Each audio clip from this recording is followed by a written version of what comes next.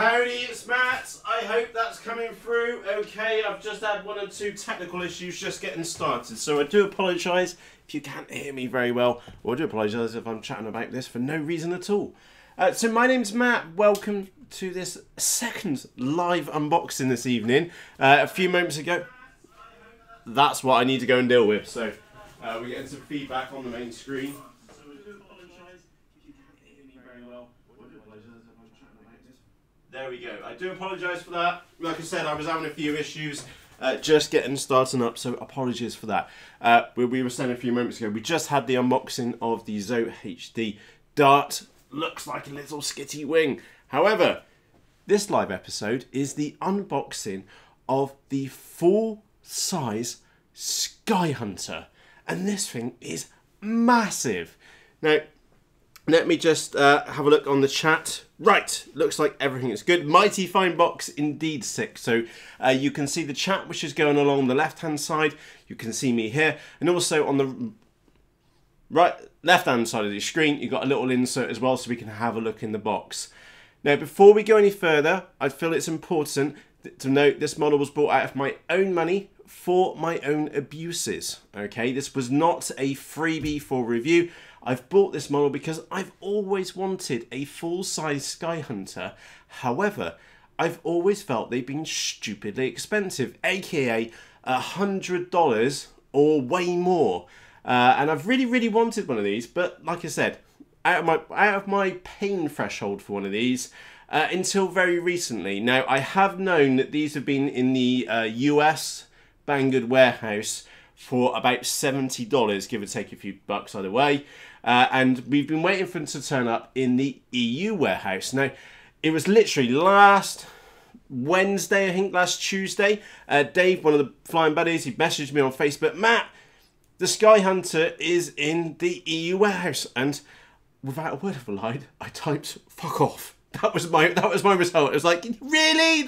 And I meant that in such a nice way. I was like, yes, straight on there, bought it immediately, and it turned up with me on Friday. Now, this Skyhunter has been in the box all weekend, and I've been so busy with other stuff here. Honestly, I've been earning brownie points because I know how big this model is, and it's absolutely huge. So I've still got the paint up my arm as proof to the missus that I've been busy all weekend, and it's been really bugging me just to get in here and take a look. So I hope that you can join in with me in my excitement for this, because I have wanted a full-size Skyhunter for a very long time, and it's always been the price which has been putting me off. Now, one of the biggest curiosities, again, also about this model, and again, it's why I've perhaps been favouring the XUAV Clouds instead, is because the XUAV Clouds is actually easier to transport. This one, there is a big question mark on how well this model can be transported.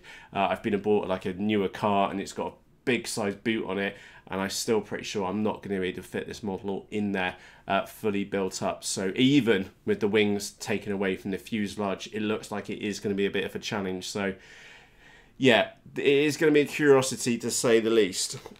Joe says, "Where's the cat?" And if you're wondering what Joe's talking about down here on the right hand side of your screen, there's a photograph of the cat sat on top of the box, literally as it arrived in the Facebook group as well.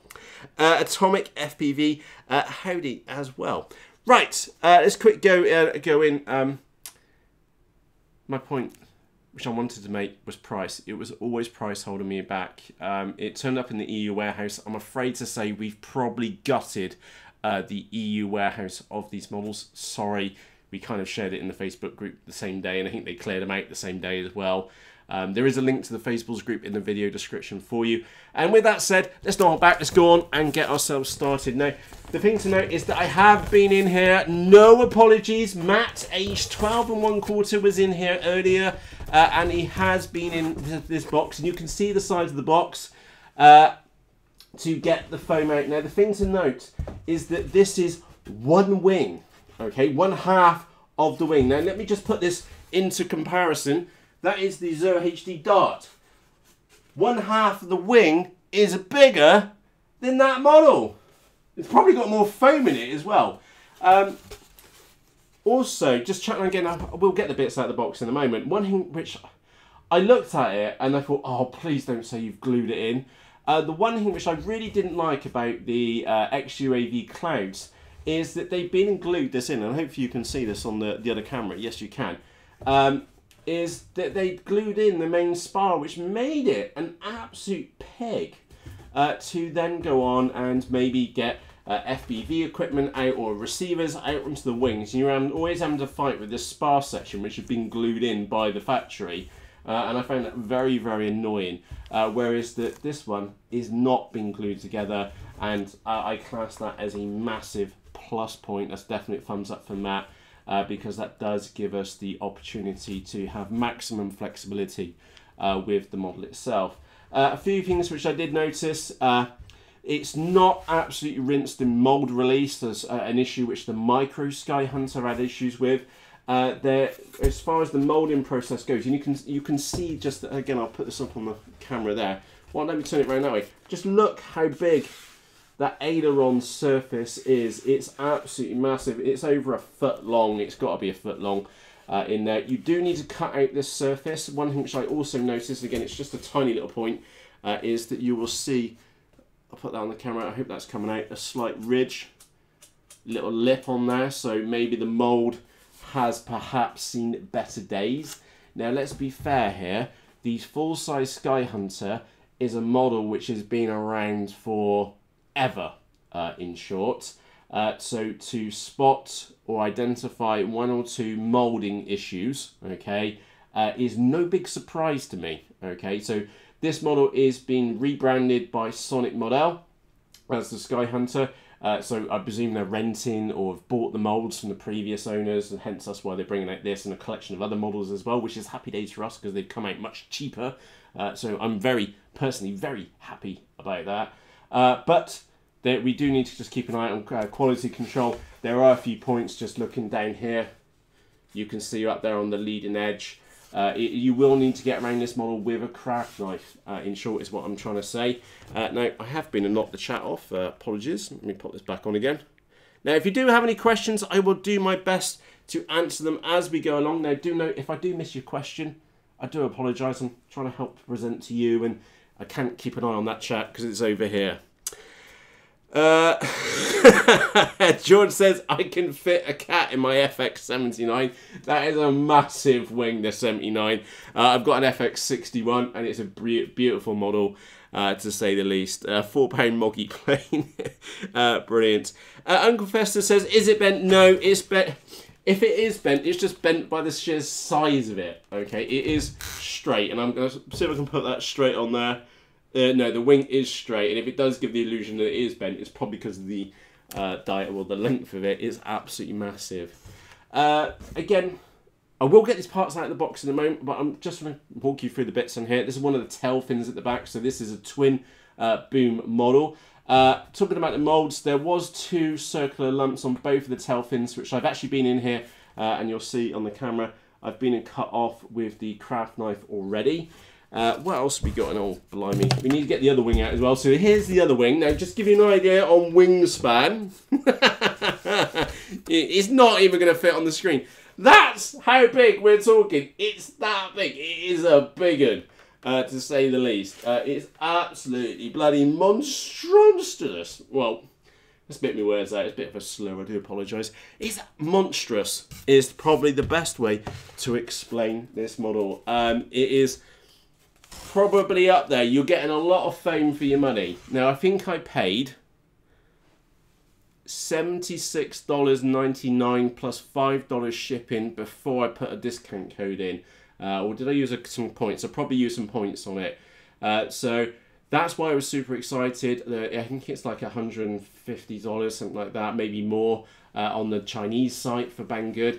Whereas in the EU warehouse, it was $76.99. So that you can now understand why I typed those magical words to Dave in the politest of fashions, I hasten to add, because I was really excited, and then went on to purchase it immediately. Now, moving on, that is the fuselage, and again, you're probably having issues trying to see it. Let me have a look. There's me. Look at the size of that. It's absolutely monstrous. In fact, going to see if we can make some room here so we can fit this. Oh no, I don't know what else we got kicking around in this box. You're going to have to apologise. Excuse me, Mo. We'll get these bits out and see what else we got. Oh, there's the tail fin. Look at the size of the tail fin on it. Absolutely monstrous.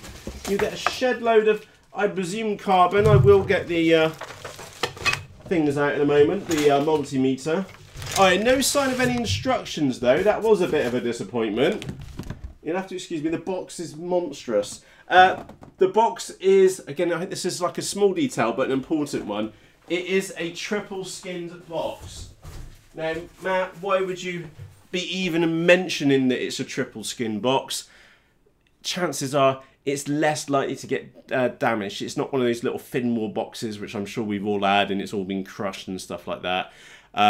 They are going to have to kick that box around quite a bit to break it. Okay, so if you did receive one of these and it has been damaged, then to be honest, that's going to be really bad luck, because that is a triple skinned box, and that could make a difference between it turning up with you in one piece or in many pieces. Right, we were chatting about that fuselage, weren't we? So I'm going to put these wings out here out of the way. Oh, it does have some instructions. Oh, that's minimalistic, but just enough for us. So let me pop that up on there on the camera. There we go. That's the instructions. That's probably all we need, to be honest. It's just a split diagram. Yeah, pretty straightforward. CG is 1/3 of the wing leading edge, which is really helpful because they've not actually given any measurements. So the CG is what it is by the looks of it. We'll work that one out later. Right, we were chatting about the fuselage, weren't we? You would be able to transport a small child in this fuselage. It is absolutely massive. It does come with some other bits. Oh yeah, those bits are cover points for the wing spar doodads. That's for the top of the, or the bottom of the wings for the booms which come out as well. There's 2 of those. But the bit which gets me is just the size of the fuselage. Now, why does this bit get me? Let me show you why this bit gets me. Is because over here I have a spare micro Munter fuselage.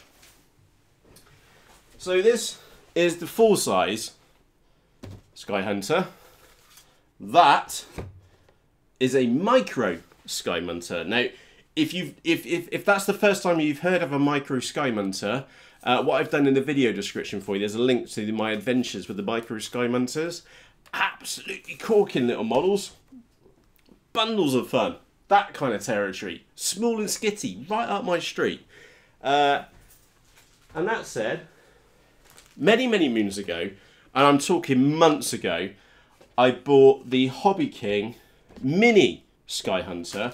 So we got all 3 versions here. We got the full-size Skyhunter, we got the Mini Skyhunter, which by the way you can also buy from Banggood as well now, and we got the Micro Skyhunter.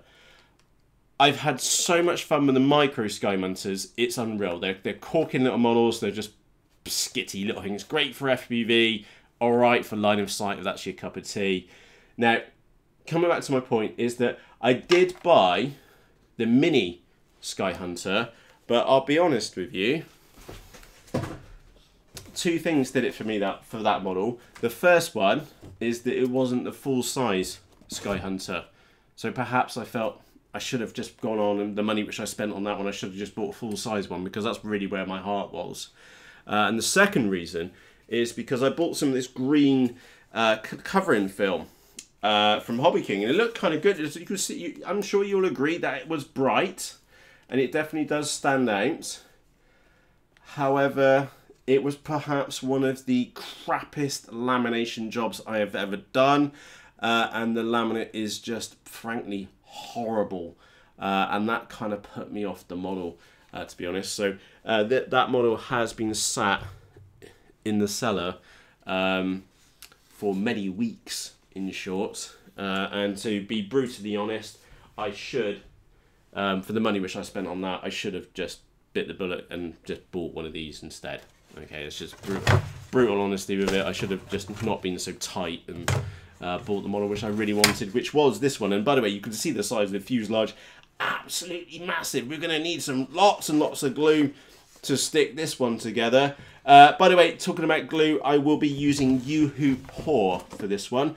As much as I may whinge in the future about Yoo-Hoo Pour leaving yellow pea stains behind, is that I feel it will probably be the best glue for the job, because it's quite a large surface area and it is kind of like a compressed together, stick together tool which we need, well, process which we need to go through. So I'm just signing in back into the iPad so I can see your chat for you. Alan says, instructions not needed, we are men, Matt.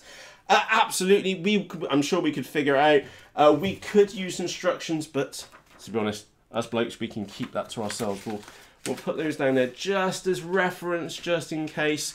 But on a serious point with the instructions, I'm terrible for this, is that I look at the instructions and go, yeah, where's the CG, and then just carry on and go and build it.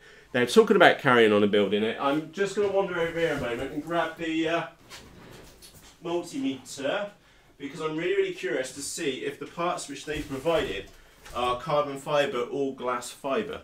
And we'll find that out in a few moments. Now, one very curious thing is that, like I said, whether they've bought or rented the kit, the molds, is that what they have done is Sonic Model has been in there and personalised or branded the bottom floor for the Skyhunter. Now, just for reference, okay, I saw Martin in the Facebook group, you can fit your whole arm. That's how big the bloomin' fuselage is in here.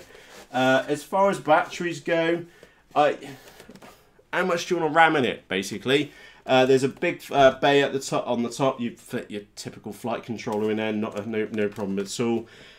Frankly, I'm thinking recently I've bought some 8,000 milliampere multi-star batteries, and I'm not sure that's going to be enough weight in this model to hit CG or not, to be honest. And that's including a pan and tilt mechanism up here on the nose. I'm not too sure I am going to hit CG with that setup or not. I frankly don't know whether that's going to happen or not. So, yeah, that is very, very much a curiosity one. Now, what I will try and do, just for shits and giggles, basically, is try and get the wings on here so you can get an idea of the scale of this thing.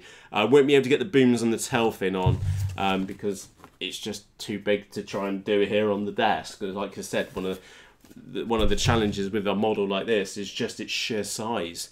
It's going to, again, a big thing for you to take away, okay, from Matt, or maybe we need to ask that as a question, Matt, what is the benefit of a bigger model over a smaller model? Okay, so the first things first is orientation. Okay, so line of sight, a model like this big, like twice the size of that, literally twice the size, or more than, is going to be easier to see in the sky. Okay, a smaller model like this is genuinely going to be cheaper. It's going to be skitty. It's going to be great fun. Personally, it's right up my street for just ragging around. It's going to be classed as happy days. Okay, and for FPV, great. Whereas a model like this, which has got a 1.8 meter wingspan, it's not going to be affected by the wind that much. Okay, flying that on a windy day, so 10 miles an hour or more, it's going to be a bit of a handful, and I think that's probably why they've been included as stabilizer in those models out of the box, you know. Whereas a Skyhunter with a much bigger wingspan, same wind conditions, bigger wingspan, is going to be less affected by those flying conditions. Again, with greater weight in there, it's going to be a much smoother flying experience. Now, let's also face this, the Skyhunter is meant for long-range FPV. Now, I'll let you define long range because that can mean many things to different pilots. Obviously here, being based in the United Kingdom, we have to stay within the remits of what we're allowed to do.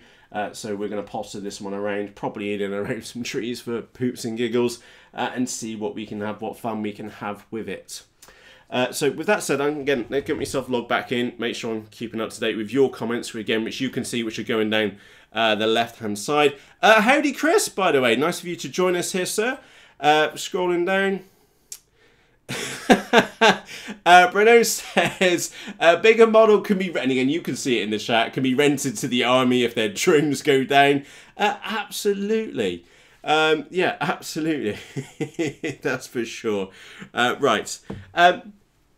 I need to wrap up in short. There's a couple more topics we just want to cover and then we'll be wrapping up. Absolutely monstrous. I will be putting pan at least on this one, probably pan and tilt as well. We'll also get HD up in the nose.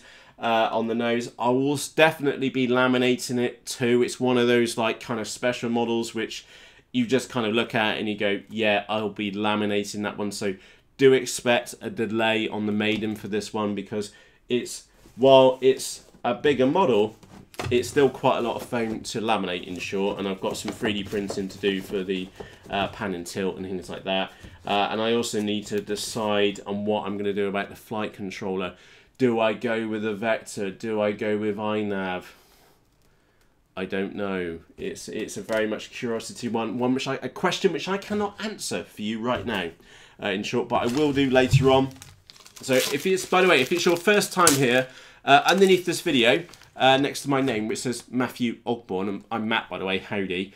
If you click the subscribe button, and then if you want to press the bell icon next to it, YouTube will let you know the next time a video is out, and of course that may be the maiden of this one, but it won't be for a short while. Now I've been and got the multimeter out, so hopefully you can see that on the desk, kind of. Why have I got the multimeter out? In short, carbon fibre, so these rods and tubes are either going to be made out of carbon fibre or they're going to be made out of glass fibre. Now, it's really interesting. Pro FPV pilots would say that glass fibre is better because it doesn't conduct electricity or interfere with your FPV or your long-range gear. However, on the other side of the table is that carbon fibre is generally lighter and stronger. And also, to be frankly honest, I've rammed models to the 9s with carbon fibre and noticed no difference in reception. If I'm going to hit a tree, I'm going to hit a tree. That's just the way it is. And a bit of carbon in the model ain't going to make a blind bit of difference. And maybe at the extremities of distance, it might play a difference. But to be honest, for me, carbon fibre or glass fibre, it's not a case that, oh, it's going to interfere with a reception or something like that. It's straightforward, is that generally speaking, in most circumstances, carbon fibre is a stronger material. Okay, so what's the difference? How do we know the difference between carbon fibre and glass fibre? Glass fibre, imagine you put a multimeter on glass, doesn't conduct electricity. Carbon, on the other hand, does. So if we see any or no there we go.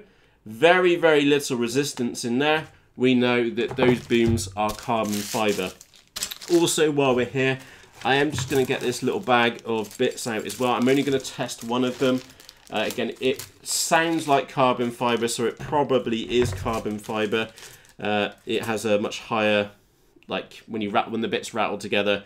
Yeah, that's carbon fibre. And again, I've just put that on the ohm setting to measure the resistance, is that carbon fibre seems to have like a higher ching noise to it, if that makes any sense, whereas glass fibre tends to have like a much duller sound to it as well. And that's really sad that I've remembered that or noticed that. Anyway, you get some other bit of plastic bits in here. The only one bit I'm just going to point out to you, the construction for this is a little bit peculiar. Okay, so you have plastic brackets which fit in. Let me show you up here on the... Let me just angle the wing off my shoulder. When have you ever seen me do that? Fucking massive. Brilliant. Right, anyway, with the wing on my shoulder, I'll show you up there on that camera up there, is that you get these plastic bits. Now, I don't know what type of plastic it is. There's no markings on there. Hopefully it's got some glass fibre in there for some strength. And again, those would need to be very, very securely glued in there. Because if you consider that's going to be holding the boom, the two booms on there, and a servo and your tail fin and your little fins at the back, you're going to need some decent glue. To be honest, I probably will not be using Yoo-Hoo Pour on these joints. Instead, I will favour E6000 if it does not melt the glue. melt the foam. I will test somewhere else, perhaps here in the middle, maybe just cut a bit out, just make sure it doesn't melt the foam. If we get an all clear from there, I will then go on and use that. Failing that, it might be you who pour. We'll see at the point in time, so I don't know quite yet. But that's the little boom mounting, and then once that's in there, again, I'll stand up all the parts to make sure there's a good adhesion, and then you end up with the piece on the top. There's some screws and other hardware in there. The tubes go in there. You can join these two wings together, and then those then screw down on to the top of the model. So with that in mind, like I said, I will try and put this thing together, but just be aware, it is monstrous in size. It's on par with my second, well, this will be the second biggest model which I've got. What have I got? I've got Phoenix 2000, which is a 2-meter glider, which is a big wingspan. And this, oh, actually, no, it's my Phoenix 2000, which is the biggest wingspan which I've got. And then I've got this one now, and the XUAV Clouds, and they're absolutely monstrous, huge grippy model. So I hope that's coming out, well, that's as much as I can fit on the screen for you, because it's that big. It's absolutely bonkers, bonkers. Let's talk about build skills, which are required for this model. Obviously, if you're buying a 1.8 meter wingspan model, you're probably buying it for FPV, to be brutally honest. As such, your skills are probably quite good, okay? Let's break this down very quickly. Some Yoo-hoo pour to glue these bits together. For my case, I need to work out what I'm going to do with the cam, pan and tilt on the front. That's great. We've got the 3D printer to help us out with that. The wings, a couple of carbon strips to glue in. The nodules, that's really straightforward. Laminating it is going to be a challenge, but saying that, it is a bigger model, so ironically bigger models tend to make it a little bit easier to do stuff. That is going to take like a full sheet all the way down there, and a full sheet all the way down the bottom. We do have some queries or question marks around placement for FPV gear and the receiver. For me, I don't like it when I see receivers in the middle of a model and the FPV equipment in there. Obviously, for practical pieces, it would make it easier if the FPV gear and the receiver is mounted in the middle of the model somewhere. But we've got 1.8 meters of wingspan to separate our equipment. I will be separating the receiver on one wing and then putting the video transmitter on the opposite wing. Maximum separation from each other, literally probably like 1.5 meters separation between the two components. Again, I'll do my best to make sure it balances out as well. I will be going for maximum separation. Again, your maximum separation, that will get over just a bit of carbon fiber in the model if it does have an impact on the range or resolution, whatever, on a model. And I will be using, I'm sure you've seen me mention these before, those decent twisted servo extension wires. I'll make up my own custom looms as well. So this one, like I said back at the beginning, it's not going to be like a simple build. I will do an overview video before the maiden to give you like an overview to run down of everything which I've been set up in this one, so you can get an idea how I've been and approached my own setup. I'm not, and again, I need to be 100% honest with you, I'm not entirely sure which motor and prop combination I'm going to go with. I've got a 35-36 1000 kV motor. I've got a 35-42 1000 kV motor, which I bought for the mini Skyhunter. I may end up using that one in this model. As far as prop size, I don't know. I think it's an 11x5. That one is 11x7. Anyway, it will be a 4S setup. It won't be any more exotic than that. Again, that just goes hand in hand with the batteries and the ESCs, which I've already been and got for other models like the Mini Talon, for example, or the XUAV Cloud. So I'll be keeping in the remits of everything which I've done before. That said, I was totally ecstatic to see it turn up in the EU warehouse, and it was a decent price. Like I said, they've probably sold out of them already. I have put links to the models and all the parts which I intend to use. And again, I need to say intend because I'm pretty sure that's going to change over time. Like I probably already know, I'm not going to be using Tower Pro servos in here. I'll be using Corona 939 metal geared servos in the wings. maybe slightly larger ones. Again, there's still quite a few unanswered questions for me personally over this model. But coming back to my point, is that I'm super glad that it's here. In short, like I said, I've had this box here for over 2 days. I've been a very, very good boy. I've not opened it up until this morning. I've done loads of painting and decorating to keep the missus and granny happy, so Matt can get away with a whacking great big model. And she has been and turned up here, and I'm very pleased that I am now the owner of a new Skyhunter, a full-size Skyhunter, because this thing is absolutely freaking massive. Look at the size of it. It's a big one. When have you ever seen me having to rest something on my shoulder to show you on a camera? Absolutely bonkers. It is a big model, that's for sure. Now, let's get back into the chat. If you have any questions, please just ask now, because we are going to be wrapping up in just a few moments' time. Like I said, for me, there's a lot of unanswered questions around the setup, which I'm going to be going with mine. Again, colour is a potential option. I just don't know just yet, if that makes sense. I've already made one mistake choosing colour for the Mini one, and to be brutally honest, like we saw with the Mini, is that I did feel somewhat disappointed in comparison to the full-size one. I should have bought the full-size one originally. So anyway, there is the size comparison between the full-size Skyhunter and the Mini Micro Skyhunter. And you understand why they call it Micro now, because that's how big the full-size one is. Absolutely nuts. So a quick look on your chat on there. Angus says, "Hey Matt, have you tried the Optera?"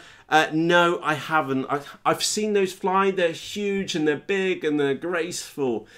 Not really my cup of tea. Not really for me, to be honest. I've got the XUAV Cloud. I've got Skyhunter now. Like, fuck yeah. But back onto to answer the question, I've got the FX61 and I've got the XUAV Clouds, which are similar kind of models for graceful flying. That's the only reason which I could probably warrant buying one, is for graceful flying. So I've never bought one, in short. So I hope that answers your question. Let's have a quick look.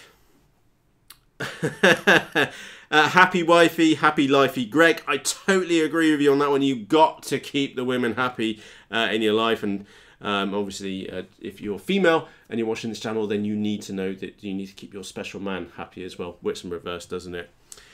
So a quick look. The Guinness, oh, hello from Cambodia. Happy days. Welcome from that side of the planet. Don't forget that you can hit pause or rewind at any point in time, especially if you're watching the live stream. Yeah, happy days. Yeah. Oh, Trent Jones says, I have the Nano Munter. Yeah, the Micro Skyhunter. Yeah. By the way, let's put this in perspective, right? If this thing is just too big for you, okay, and it's specialized-ish model, the joke about UAVs was probably quite serious earlier. If you want something which is fun, go for the Micro Skyhunter. And if you want to see how skits these are, like I said, I've put a link to the playlist in the video description. So underneath this video, click on Show More. Down in there, there's a link to the playlist for these. I've had so much fun with these. I think I'm on my 4th. And if you want to see how fast they will go, look up Suicide Bunny. World's fastest Micro Skyhunter. Absolutely bonkers thing, to say the least. Right. Right. You can see the chat which is going on down here on the left hand side. With that said, it's time for me to go. If you have any questions about the Micro, perhaps not the Mini, because I've not really played with that one, to be honest, much, or the full-size Skyhunter, please just ask in the comment section underneath this video. And it's time for me to go. So that leaves me with one last thing to say, which is to very simply say thank you. Thank you to you for taking the time to watch this live episode.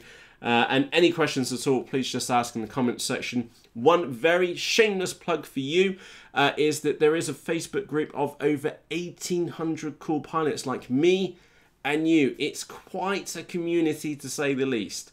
There's a link to the Facebook group in the video description below. Click on that link on the Facebook page. If you click the join button in the top right hand corner, one of us will get to your request as soon as possible, and you can join in with the fellow 1800 plus nutters who like models like this one, or maybe something as skitty as that one. Hey ho. So with that said, it's time for me to go. Thank you very much for joining me here live. I'm going to go and hit the stop button and go and have some tea. Have a great evening, morning, afternoon, whatever time of day it is with you. Cheerios!